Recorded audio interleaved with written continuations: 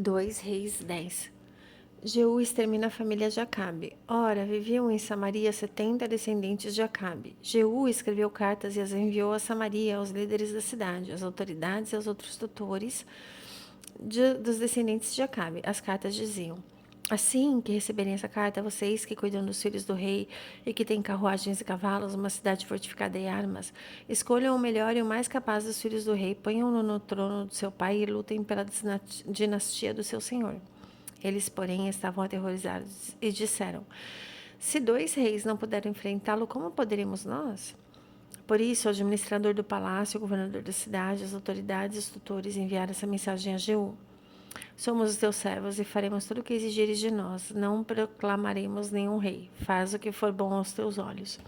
Então Jeú escreveu-lhes uma segunda carta que dizia: se vocês estão do meu lado e estão dispostos a obedecer-me, tragam-me a cabeça de cada um dos descendentes do seu senhor a Jezreel amanhã a esta hora. Os 70 descendentes de Acabe estavam sendo criados pelas autoridades da cidade. Logo que receberam a carta, mataram todos os 70, colocaram as cabeças em cestos e as enviaram a Jeú em Jezreel. Quando o mensageiro chegou, ele disse ao rei: trouxeram as cabeças dos príncipes. Então Jeú ordenou: façam com elas 2 montes à porta da cidade, para que lá fiquem expostas até amanhã.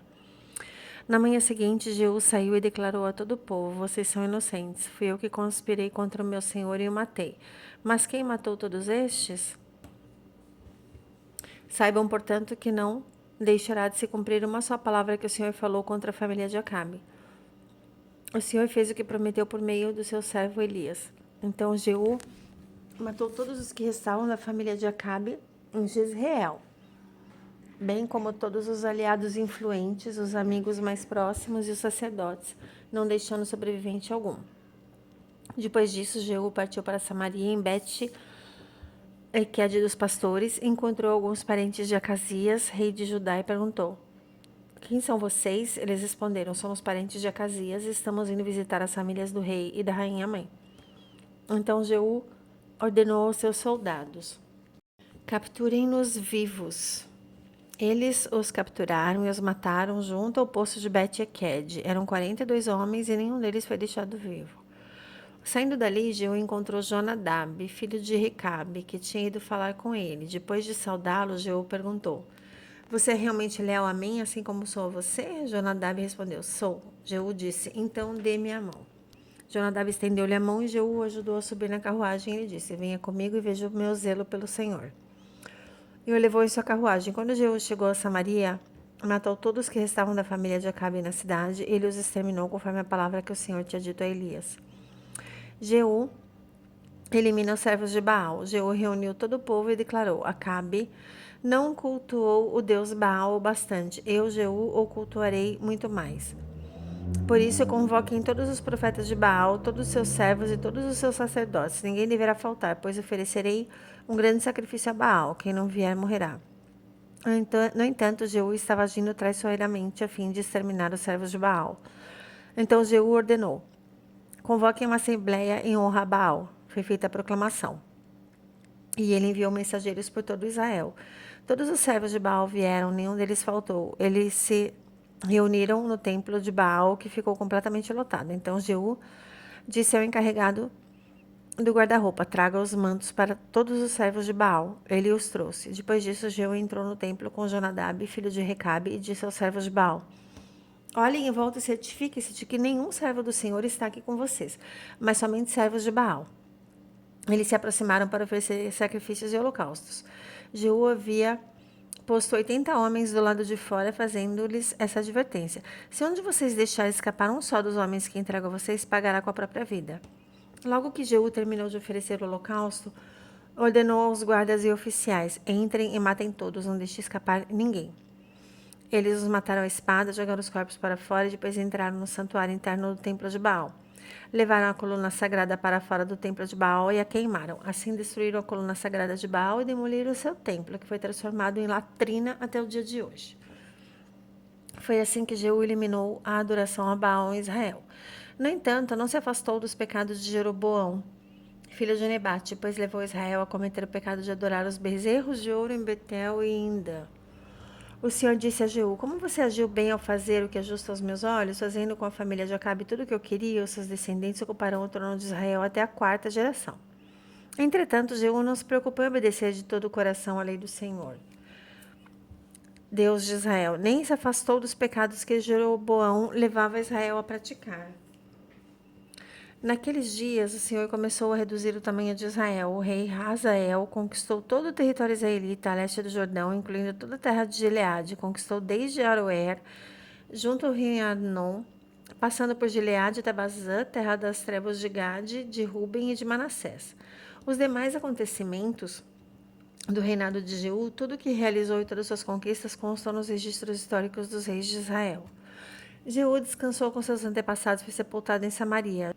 Jeoacás, o seu filho, sucedeu-o como rei. Jeú reinou 28 anos sobre Israel em Samaria. 2 Reis 11. Joás escapa de Atalia. Quando Atalia, mãe de Acasias, soube que seu filho estava morto, mandou matar toda a descendência real. Contudo, Jeoseba, filha do rei Jeorão e irmã de Acasias, pegou Joás, um dos filhos do rei, que iam ser assassinados, e o colocou no dormitório com a sua ama para escondê-lo de Atalia. Assim ele não foi morto. Durante 6 anos, Joás ficou escondido com ela no templo do Senhor, enquanto Atalia governava o país. No 7º ano, o sacerdote Joiada mandou chamar à sua presença no templo do Senhor os comandantes dos batalhões de 100 dos cários e dos guardas, e fez um acordo com eles no templo do Senhor sob juramento. Depois lhes mostrou o filho do rei e lhes ordenou: Vocês vão fazer o seguinte: quando entrarem de serviço no sábado, uma terça parte de vocês ficará de guarda no palácio real. Outra terça parte na porta de Sur, a terça parte restante ficará na porta por detrás das outras companhias. Eles montarão guarda no templo por turnos. As outras 2 companhias, que normalmente não estão de serviço no sábado, ficarão de guarda no templo para proteger o rei. Posicionem-se ao redor do rei, de armas na mão. Matem todo aquele que se aproximar de suas fileiras. Acompanhem o rei onde quer que ele for. Os comandantes dos batalhões de 100 fizeram tudo o que o sacerdote Joiada tinha ordenado. Cada um levou os seus soldados, tanto que os que estavam entrando de serviço no sábado como os que estavam saindo, ao sacerdote Joiada.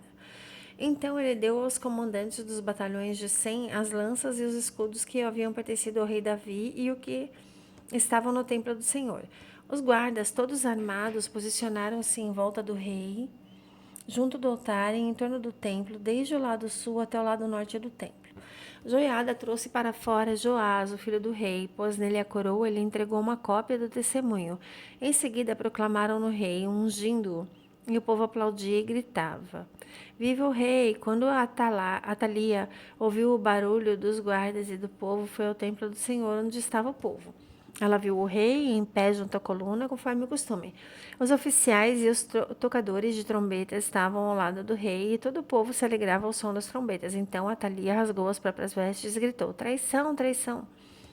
O sacerdote Joiada ordenou aos comandantes dos batalhões de 100 que estavam encarregados das tropas: levem-na para fora por entre as fileiras e matem a espada todo aquele que a seguir. Pois o sacerdote dissera: ela não será morta no templo do Senhor. Então eles a prenderam e a levaram ao lugar onde os cavalos entram, no terreno do palácio, e ali foi morta. Joiada fez uma aliança entre o Senhor, o rei e o povo. Para que fossem o povo do Senhor, também fez um acordo entre o rei e o povo. Depois todo o povo da terra foi ao templo de Baal e o derrubou. Despedaçaram os altares e os ídolos e mataram Matã, sacerdote de Baal, em frente dos altares.